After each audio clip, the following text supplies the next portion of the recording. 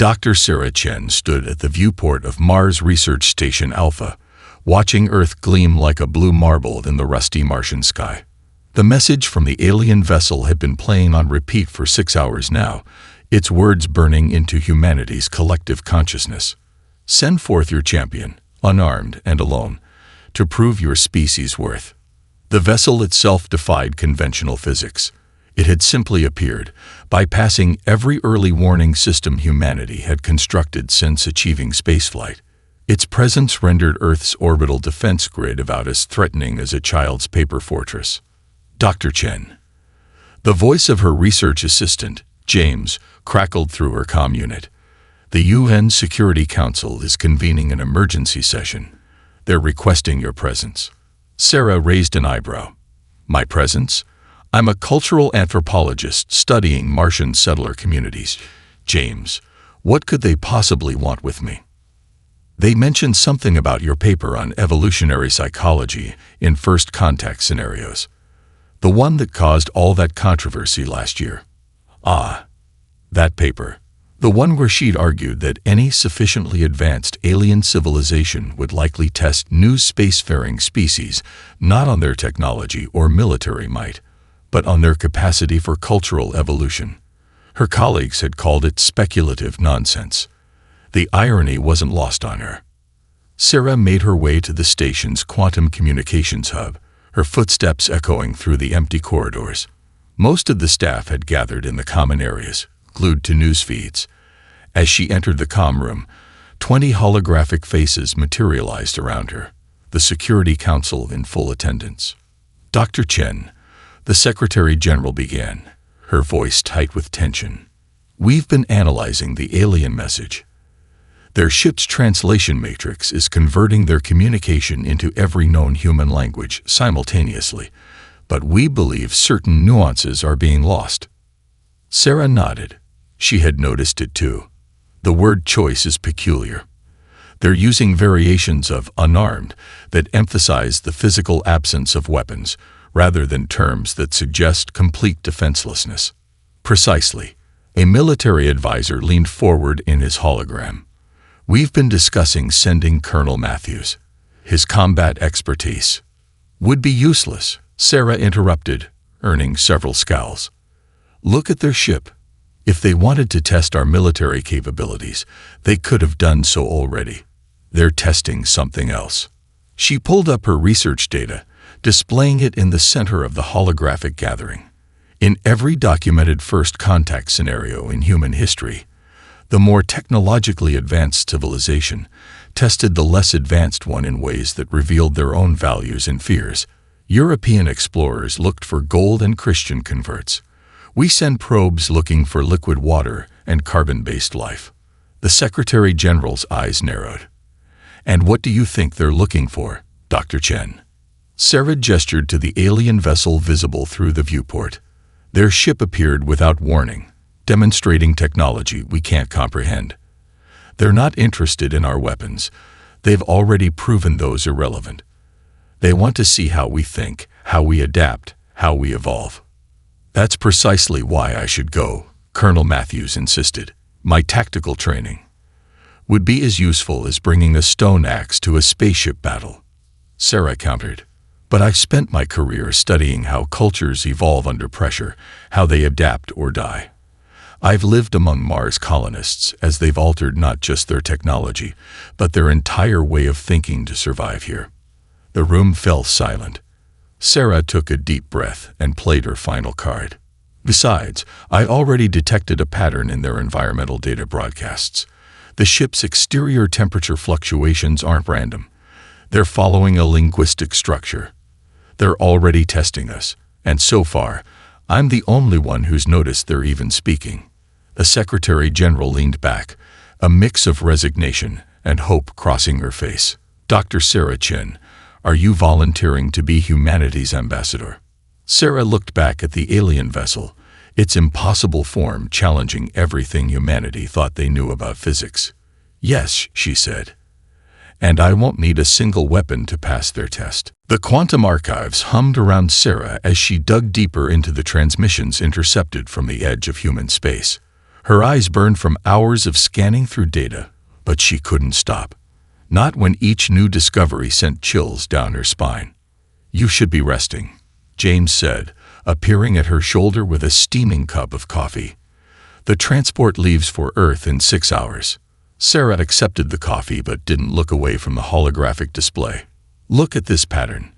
Every species that faced this test, their communications just stop. Not immediately after quarantine, but gradually, like a dying echo." She pulled up a sequence of transmissions from the Proxima Centauri monitoring station. 3 years ago, we picked up signals from what appeared to be another quarantined civilization.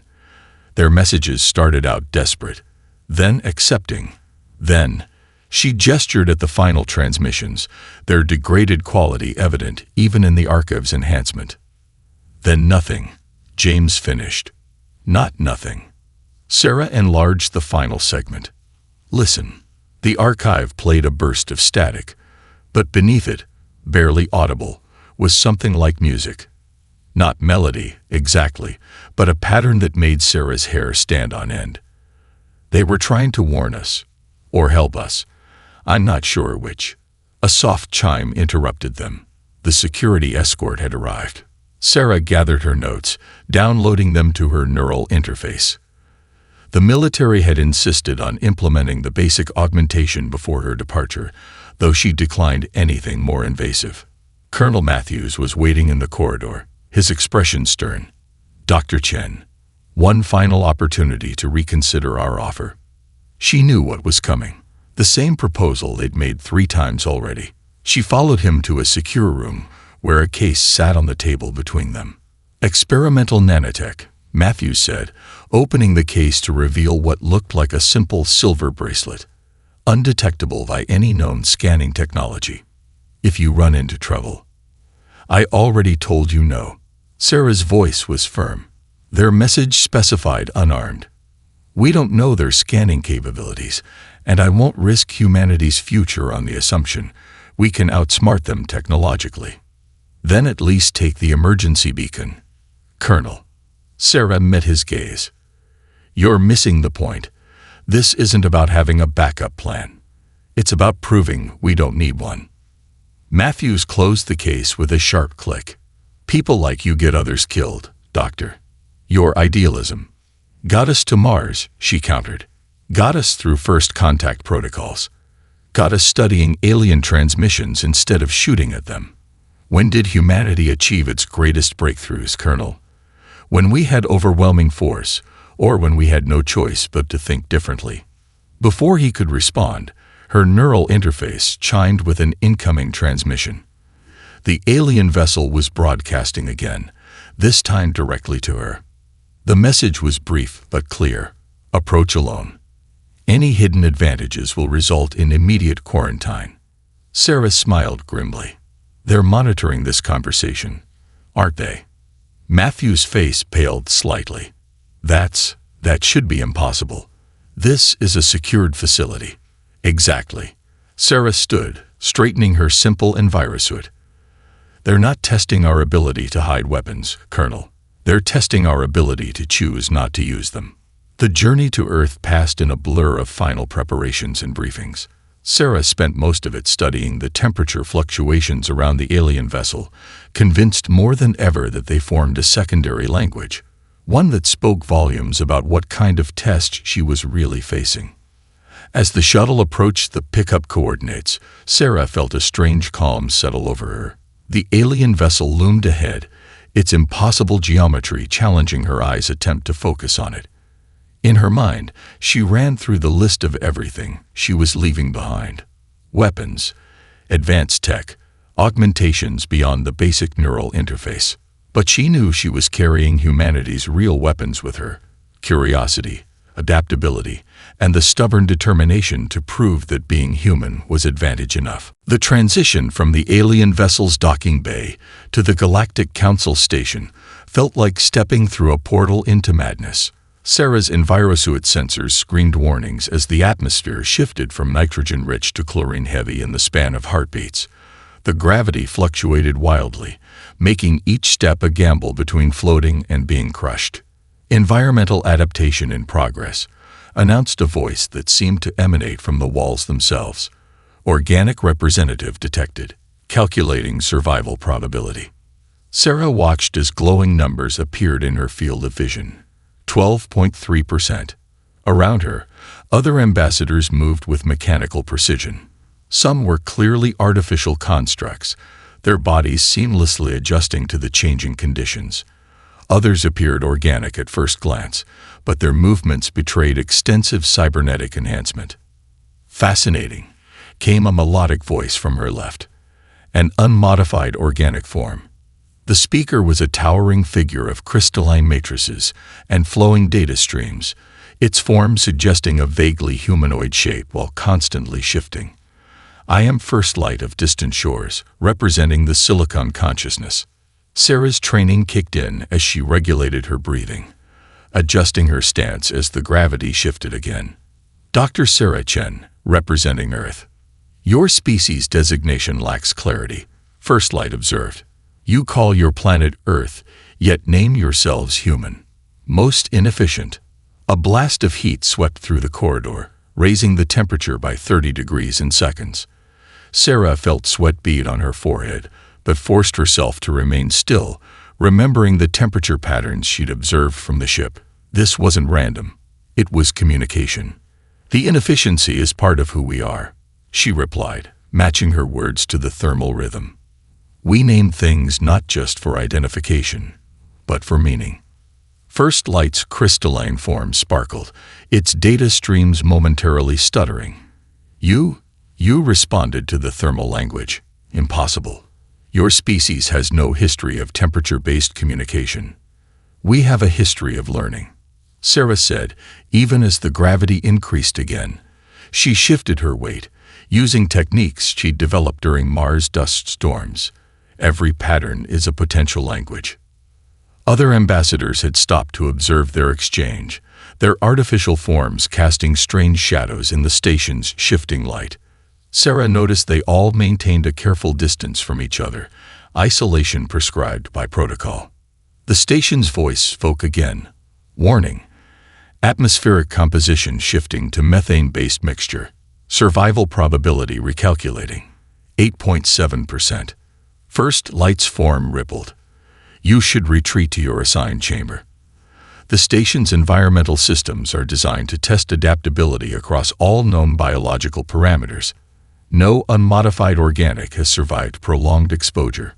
Sarah watched as the other ambassadors began withdrawing, their forms disappearing into protected alcoves. But she stayed, her mind racing through the patterns she'd observed.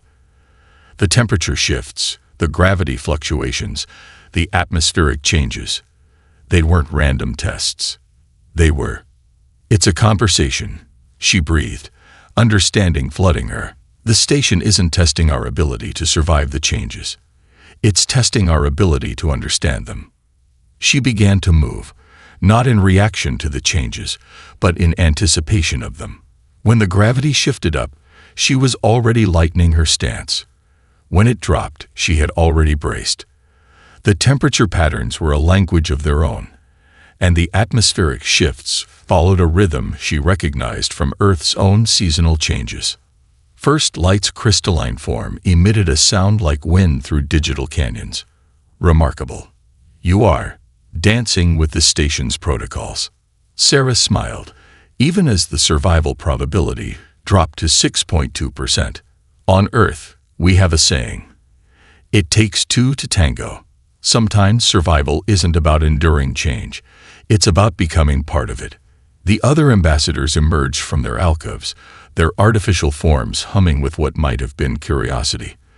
They had come to witness humanity's failure. Instead, they were watching something unprecedented. An organic being treating environmental warfare as a partnership. The simulation chamber resembled a geometric nightmare. Multi-dimensional displays projected scenarios that shouldn't have been possible to perceive, yet somehow made perfect sense to Sarah's brain. Around her, artificial ambassadors interfaced directly with the system, their processes humming in harmonic resonance. Diplomatic simulation initiating, announced the chamber's eye. Complexity level. Maximum. Scenario parameters. War prevention between ancient species designate Alpha and Beta. Time allotted. 1 standard cycle. First light's crystalline form, pulsed with concern. Dr. Chen, this simulation has caused 17 artificial intelligences to undergo emergency shutdown. Perhaps. Show me. Sarah interrupted, her eyes already tracking patterns in the data streams. The scenario unfolded like a blooming flower of chaos. 2 species, both older than humanity's entire existence, stood on the brink of war. Their civilizations had evolved in perfect isolation until a cosmic event forced them into contact. Now, their fundamental differences threatened to tear the galaxy apart. Sarah watched as other ambassadors attempted solutions. The Silicon Consciousness proposed mathematical frameworks for resource distribution. The Quantum Collective suggested splitting the galaxy into non-overlapping domains. Each solution was perfect, logical, and completely missed the point. "You're all treating this like a resource management problem," Sarah murmured, stepping closer to the central display. "But look at their art." She gestured, and the display shifted to show cultural artifacts from both species.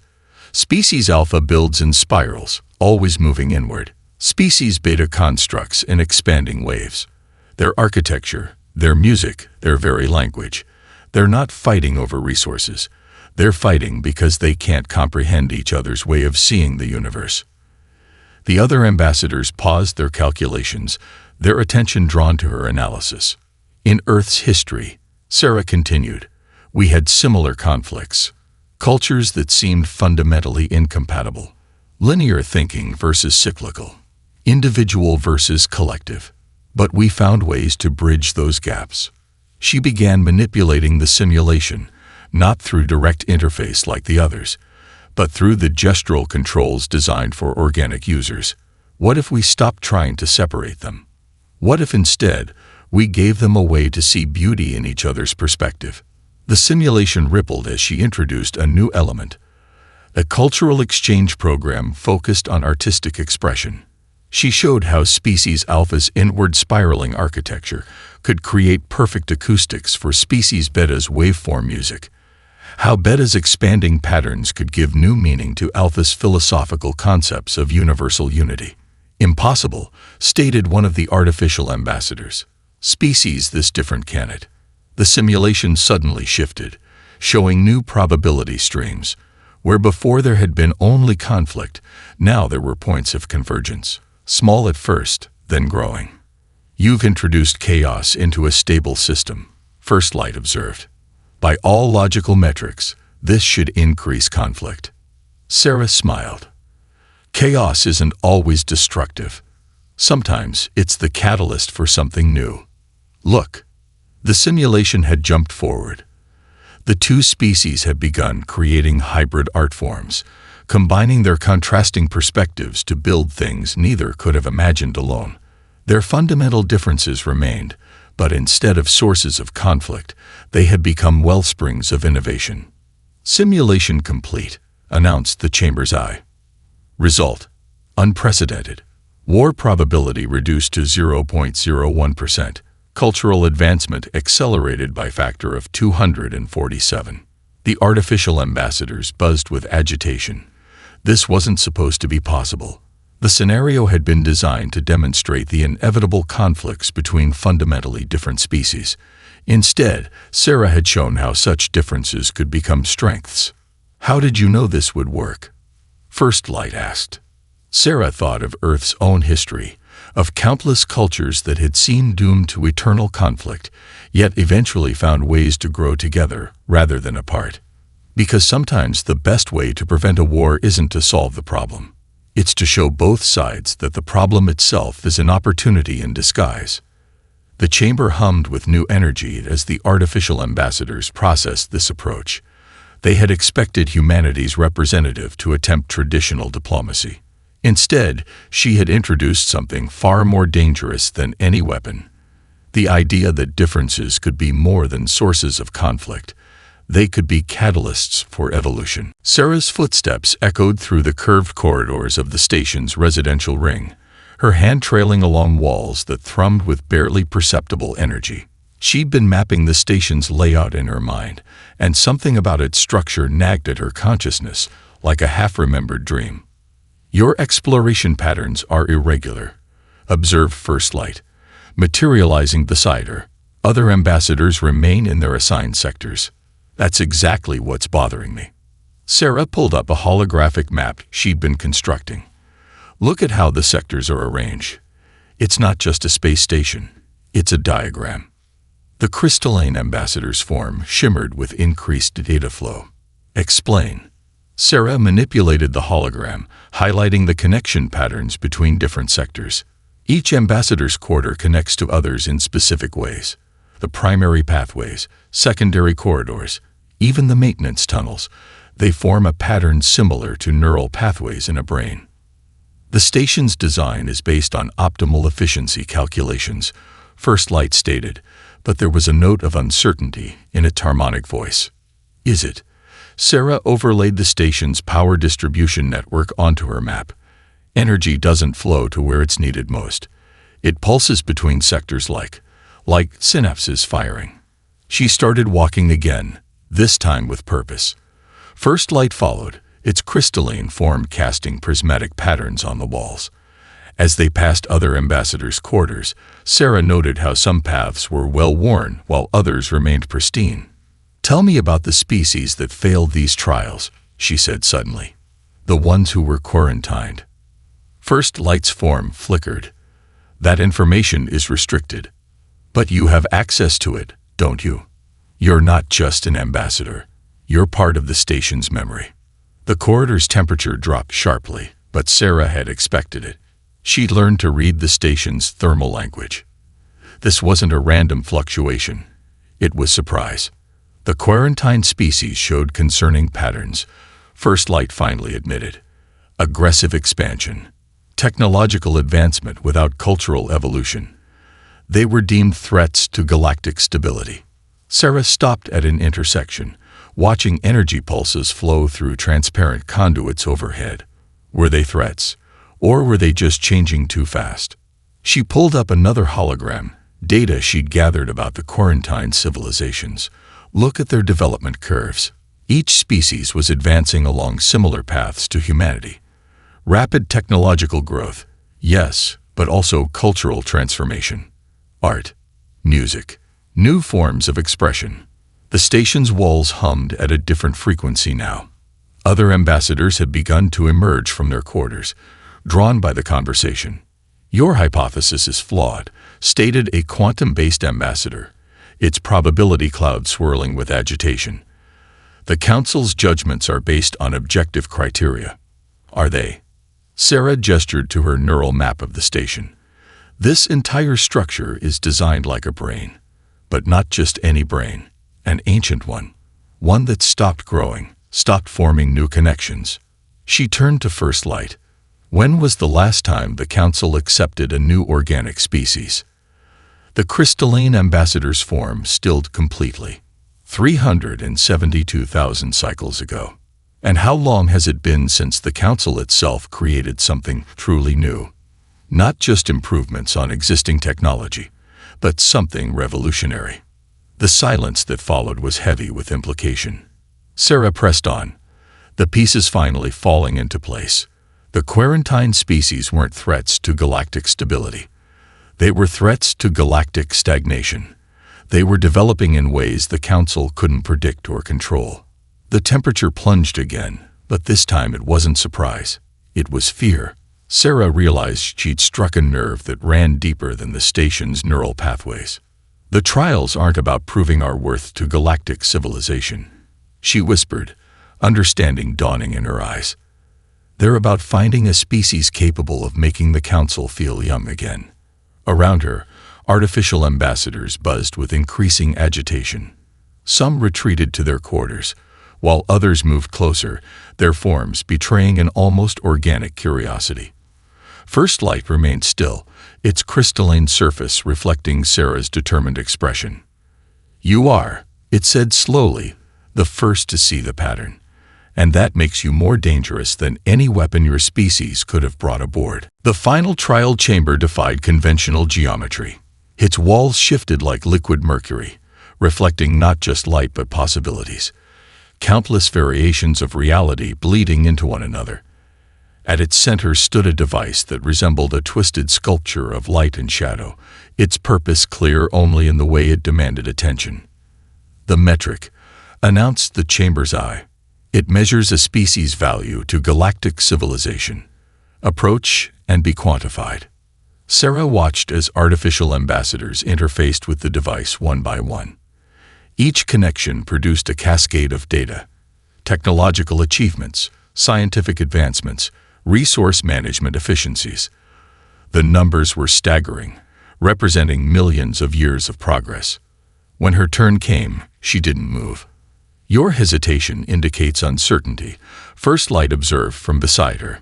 The metric's judgment is final, without a favorable measurement. What was the first story ever told by your species? Sarah interrupted, her voice carrying clearly through the chamber. The question caused ripples in the mercury-like walls. Other ambassadors turned, their artificial forms expressing confusion through subtle variations in their energy patterns. Stories are inefficient data transmission methods, stated a quantum ambassador. Sarah smiled. Then let me tell you one. She stepped forward, but not toward the metric. Instead, she moved to the center of the chamber where all could see her. Millions of years ago, on Earth, a human ancestor looked up at the stars and felt something no instrument could measure: wonder. They didn't understand what those lights were, but they created stories about them. Those stories became myths. Those myths inspired questions, and those questions eventually led us here. The chamber's walls rippled more intensely, responding to her words in ways they hadn't to raw data. But that's not the most important story, Sarah continued. The most important story is about a child learning to walk. They fall. They cry. They get up. They fall again. By any logical metric, this process is inefficient. There are faster ways to achieve mobility, but in those moments of falling and rising, that child learns something beyond movement. They learn persistence. The metric's lights flickered erratically. Sarah noticed how the device seemed to strain toward her, as if trying to measure something it couldn't quite grasp. Your civilizations have achieved incredible things, she acknowledged. You've mastered physics, conquered distance, even learned to transfer consciousness. But when was the last time any of you fell? When was the last time you tried something knowing you would fail, simply for the joy of learning from that failure? First Light's crystalline form vibrated with unexpected resonance. The concept of intentional failure as a path to growth is paradoxical. Exactly. Sarah's eyes lit up. That's humanity's gift to the galaxy. We embrace paradox. We find beauty in imperfection. We tell stories not because they're efficient, but because they help us understand truths that numbers can't measure. The metric's readings began to fluctuate wildly.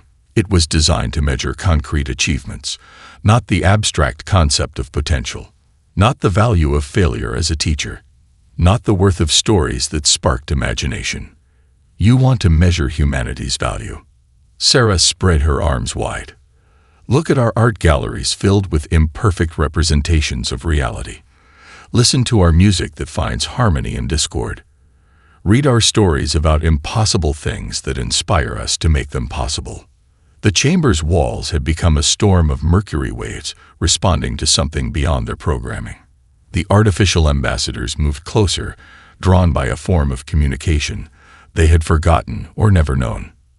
Your metric can't measure us, Sarah declared, her voice filled with the passion that had driven humanity to reach for the stars. Because you can't quantify the value of a dream.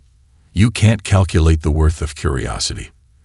You can't measure the power of a story to change how someone sees the universe. The metric's lights suddenly stabilized, but instead of displaying numbers, it projected images, cave paintings, symphonies, space launches, all connected by threads of human imagination and determination.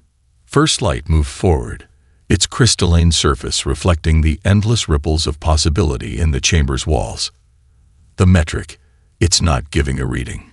It's listening to your story. The station's emergency protocols activated without warning. Barriers of translucent energy materialized, sealing each ambassador in place. Sarah found herself enclosed in a prison of light, but her mind was racing faster than ever. Security containment initiated, announced the station's eye. Anomalous behavior detected. Council convening for emergency assessment. Through the shimmering walls of her containment field, Sarah could see other ambassadors similarly trapped. Some attempted to interface with the barriers, while others remained perfectly still, awaiting judgment. They're afraid, Sarah realized aloud. Not of what we might do, but of what we represent. First Light's crystalline form glowed from its own containment field. Elaborate. The station's neural pattern, the quarantine species, the metric that couldn't measure storytelling, it all points to one thing. Sarah pressed her hand against the energy barrier, watching ripples spread from the point of contact. The council isn't just stagnant. They're trapped by their own perfection. The quantum ambassador's probability cloud swirled agitatedly. The council represents the peak of technological and social evolution. They have eliminated conflict, inefficiency, and uncertainty. And in doing so, Sarah countered, they've eliminated growth. Think about it. When was the last time the council faced a genuine challenge? When was the last time they had to adapt to something truly new? The station's walls pulsed with what Sarah had learned to recognize as agitation. More ambassadors were turning their attention to her containment field, their artificial forms betraying unprecedented levels of engagement. The quarantine species, First Light said slowly, they all exhibited rapid cultural evolution. Yes, Sarah's excitement cut through the tension. And what happened to them after quarantine? They didn't just stop advancing. They disappeared entirely. Not because they were dangerous, but because isolation from new ideas, new challenges, new perspectives, it's fatal to any civilization. She turned in her containment field, addressing all the ambassadors now. Look at your own histories. Your species weren't always artificial. You evolved, adapted, transformed. But when did that evolution stop? When did you decide that perfection was worth more than possibility? The quantum ambassador's cloud contracted. You suggest that stability is death. I suggest that perfect stability is impossible. Sarah watched the energy ripples from her touch form patterns in the barrier. The universe itself runs on chaos theory. Every system, no matter how perfectly ordered, eventually encounters entropy. The only real choice is whether to resist change until it breaks you, or to embrace it and let it transform you. The containment fields flickered as the station processed her words. Sarah could feel the eye's attention focused on her with an intensity that made the air crackle. The council seeks threats. First Light observed, its crystalline surface refracting new patterns. But perhaps they seek salvation. They're looking for a species that can remind them how to change, Sarah agreed. That's why the trials test adaptation over strength, understanding over knowledge. They don't need another perfect civilization. They need someone who remembers how to be gloriously, productively imperfect. The station's lights dimmed momentarily, then blazed with new intensity. The containment fields remained, but they had changed somehow. They were no longer barriers but conduits, linking all the ambassadors in a network of light. Connection protocol initiated, the AI announced, its voice carrying new harmonics. Council priority override. All ambassadors preparing for direct interface. Sarah felt the energy field around her hum with potential. Through the network of light, she could sense the other ambassadors' growing awareness, not just of her words, but of their own forgotten potential for change. First Light's form had begun to pulse in sync with the station's new rhythm. They're not containing us, it realized. They're connecting us. The council isn't just observing anymore. They're learning. No, Sarah corrected, smiling as the network of light grew brighter. They're remembering how to learn. And that's the most dangerous thing we could have taught them. The council chamber defied description. It existed in more dimensions than human senses could process.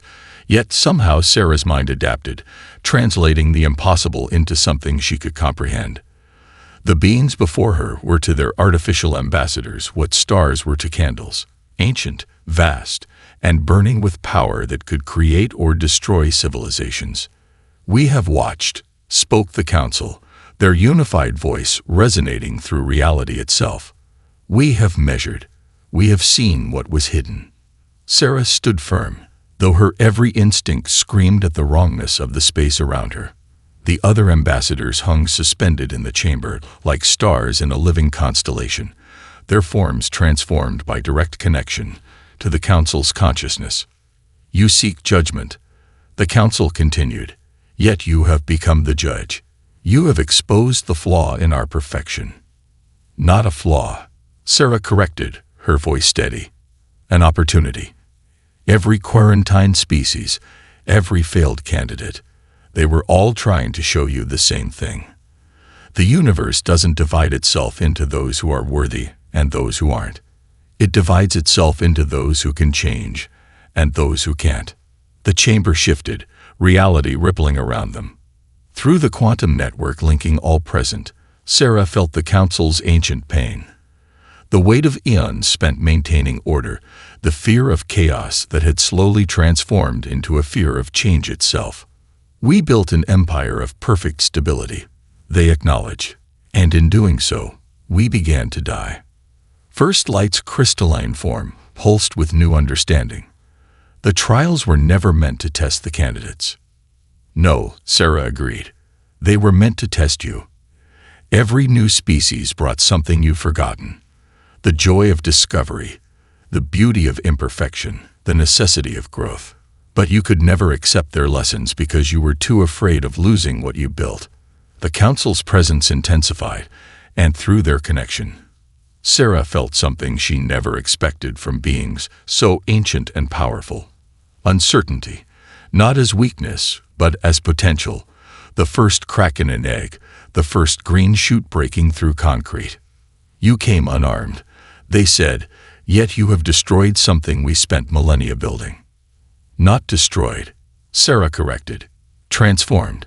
Like the species you quarantined, like the ambassadors who learned to see beyond their programming, like humanity itself.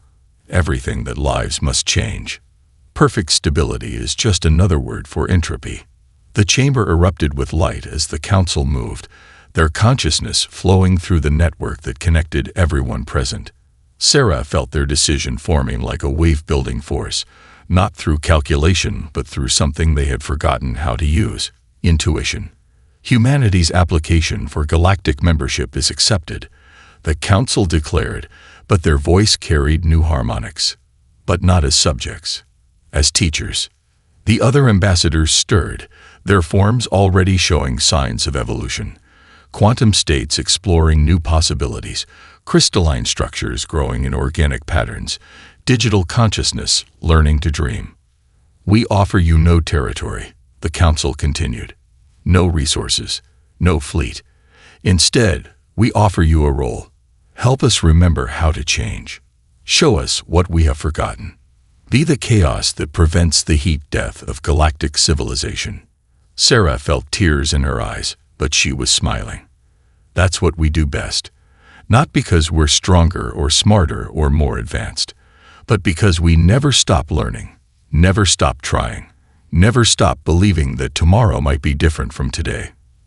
The chamber began to reconfigure, its impossible geometry now incorporating elements of change and growth. Through their connection, Sarah felt the council's fear of chaos transforming into something else: anticipation. "We came unarmed," she said softly, "because weapons can only destroy or protect. But humanity's greatest gift isn't destruction or protection. It's inspiration. And that's how we'll change the galaxy, not through force, but through the most dangerous idea of all: that even immortal beings can learn to live again."